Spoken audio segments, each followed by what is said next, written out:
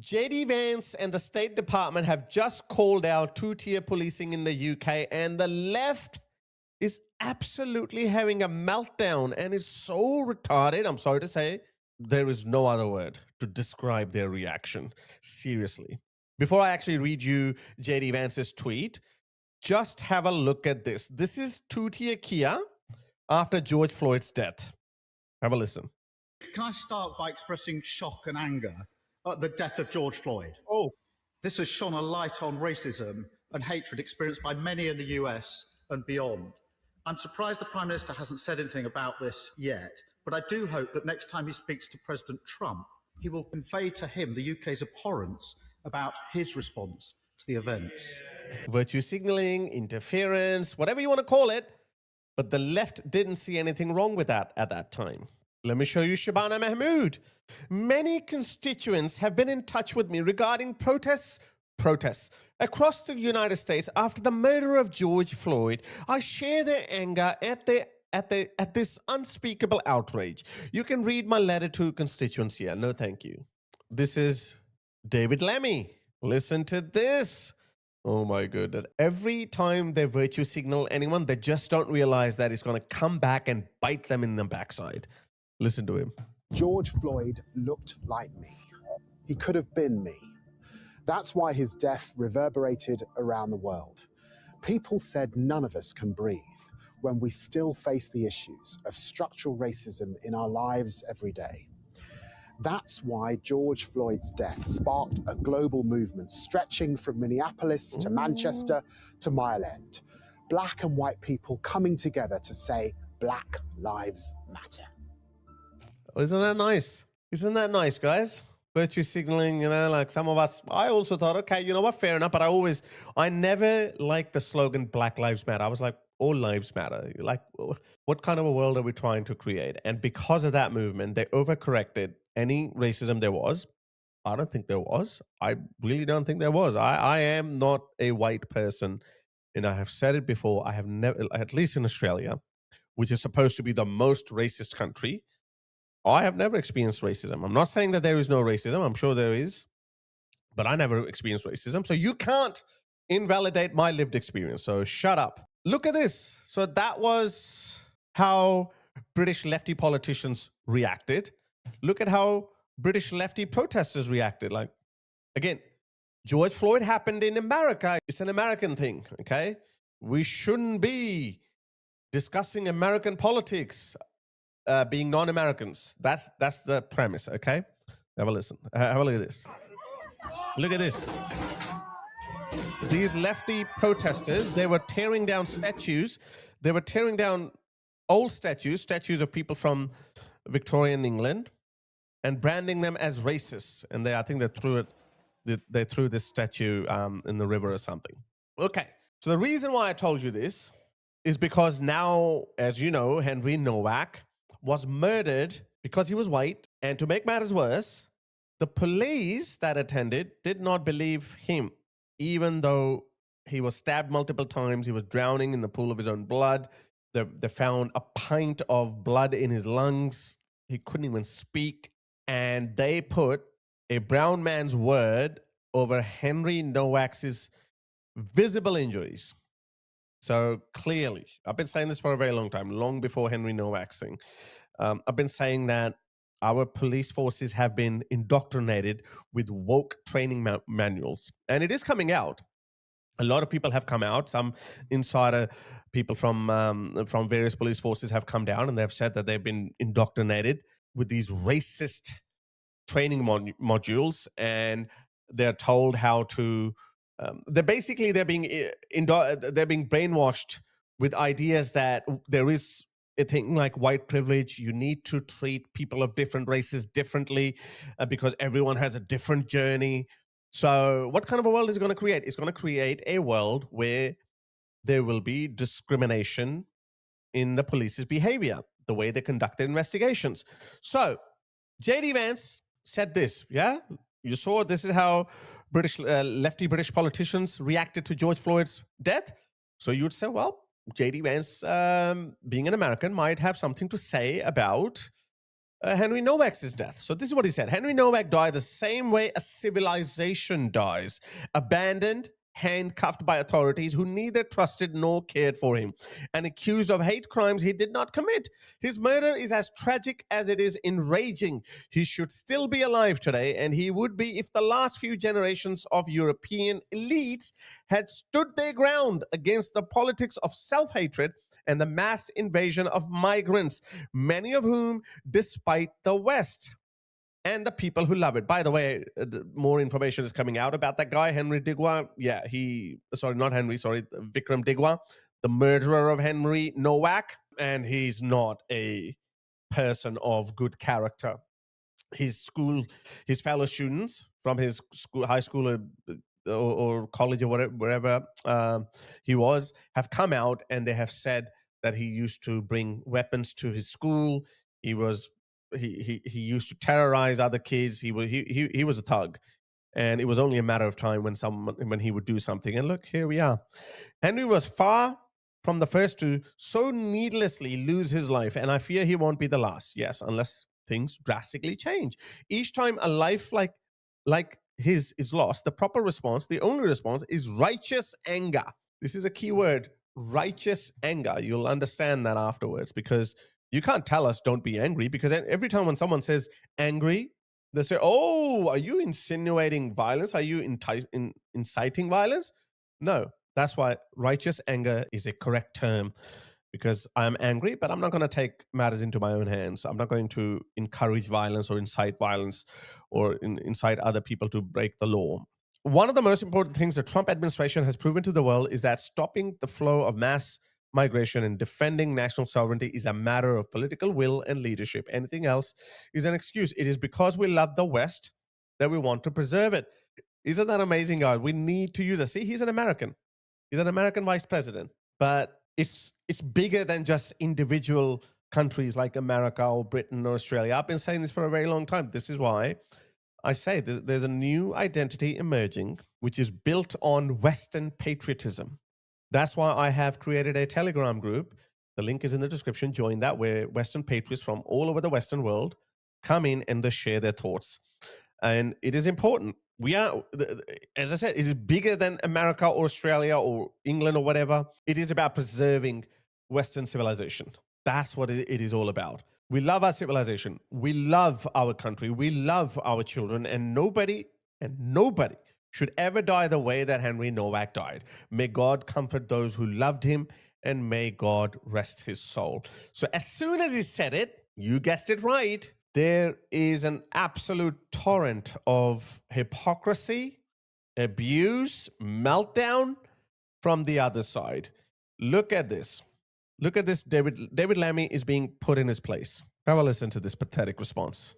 Some commentators are suggesting this is a take the knee for Henry Novak moment. Would you take the knee for Mr. Novak?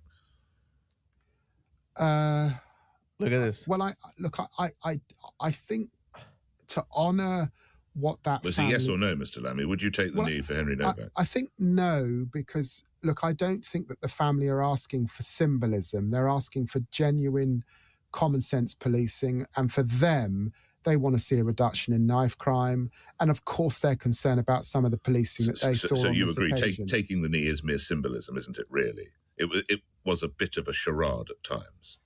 That was a moment back then when we were still in the pandemic. What has the pandemic got to do with it?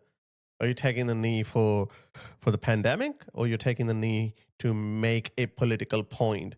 You saw an opportunity, something happened, a career criminal was arrested who apparently died of fentanyl overdose, not because of the officer's knee on his neck. I don't know. I have heard conflicting reports, but you heard him. Did you see how he tried to emotionally blackmail the public by saying, oh, it could have been me? Why?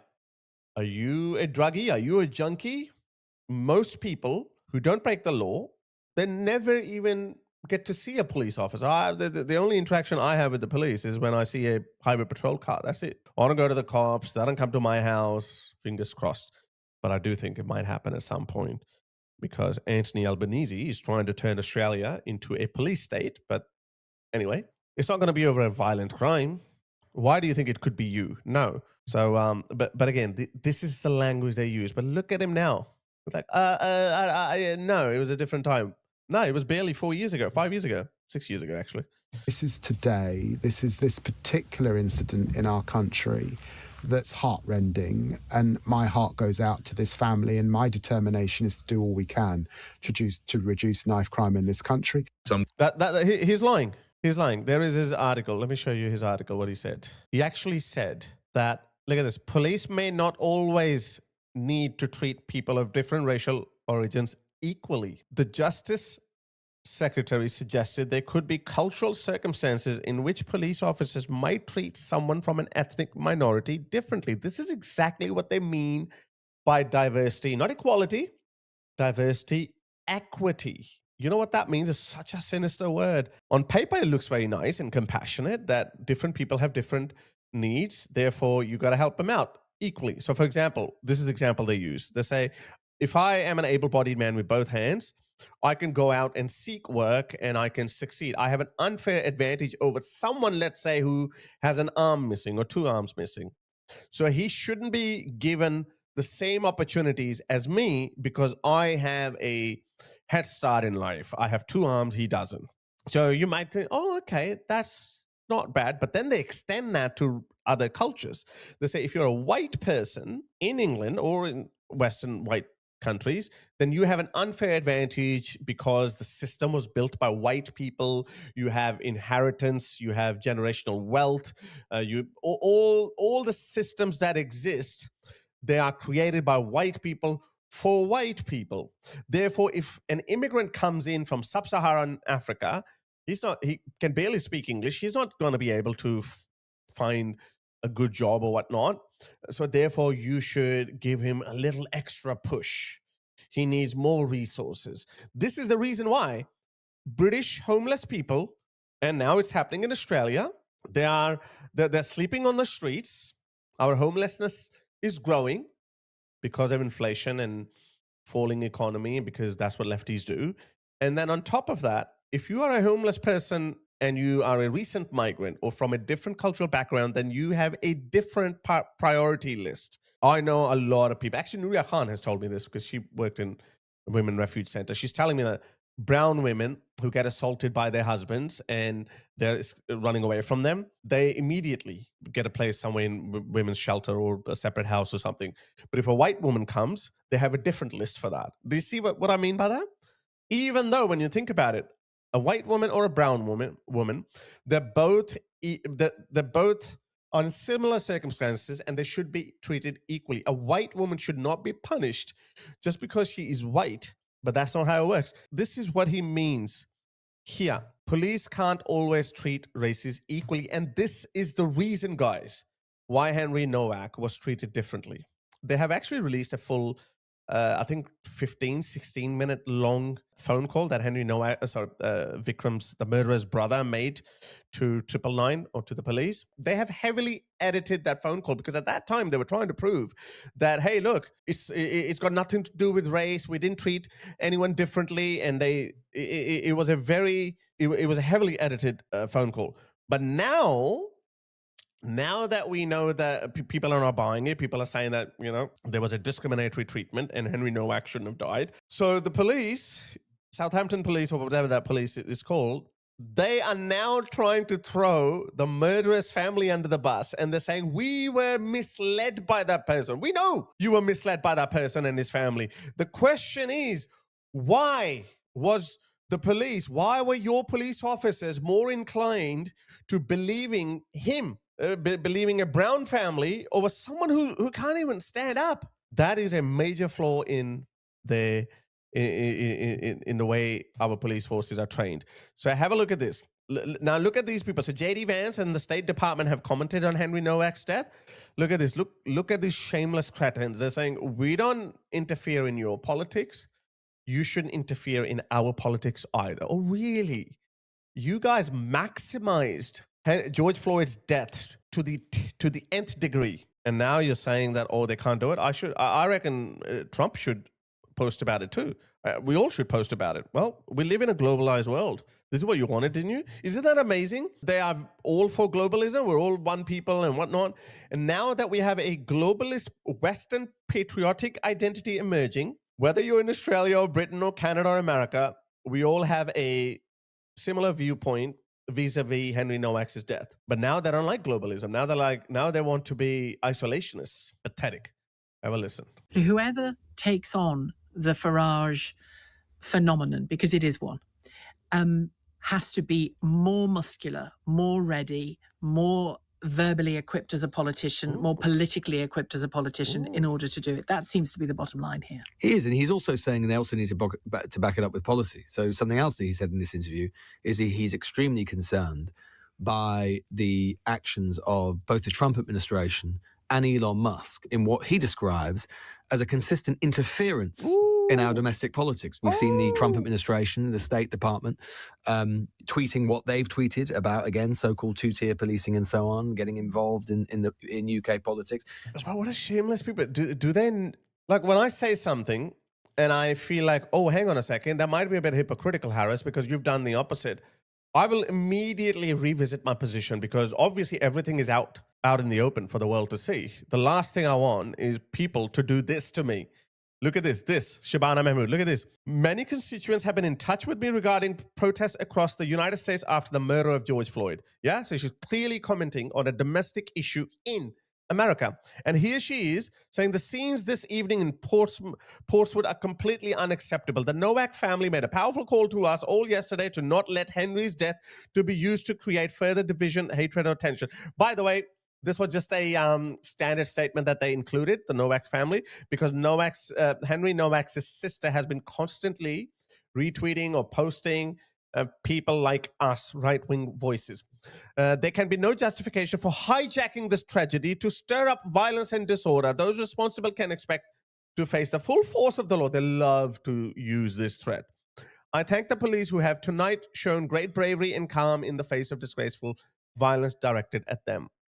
So she's a little bit more clever, but she's not looking as stupid as David Lammy, who literally the other side of the coin. And he's saying he'll take the knee for George Floyd, but he won't take the knee for Henry Nowak. Do these people not understand that they have a hypocritical position?